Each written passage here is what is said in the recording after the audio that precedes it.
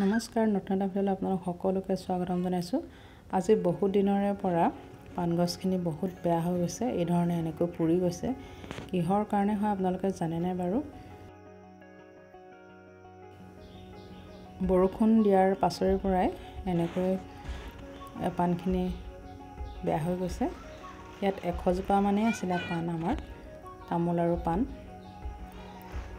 বৰষুণ দিয়াৰ পিছৰে পৰা পাণখিনি প্ৰায়ে বেয়া হৈ গৈছে। পানী জমা হোৱাৰ কাৰণে নে কি কাৰণে হৈছে নাজানো, আপোনালোকে যদি জানে জনাব।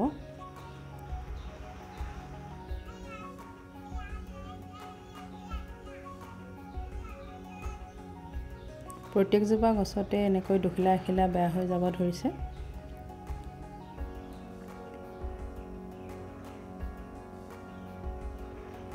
কি কৰিলে ভাল হ'ব জনাবচোন।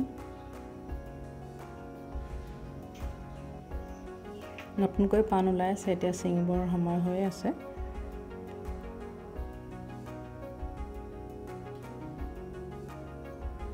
ইয়াত দেখিছে প্ৰত্যেক জোপাতে দুখিলা এখিলা আছেই। প্ৰিয় দৰ্শকসকল, মোৰ চেনেলৰ ভিডিঅ'সমূহ যদি চাই থাকিব বিচাৰে ছাবস্ক্ৰাইব কৰি ল'ব চেনেলটি, তেতিয়া নতুন নতুন ভিডিঅ'সমূহ পাই থাকিব। আৰু আজিৰ ভিডিঅ'টোত এয়া দেখুওৱা পাণবোৰ কি কাৰণে এনেকুৱা হৈছে সেয়াও জনাব যদি কোনোবাই জানে।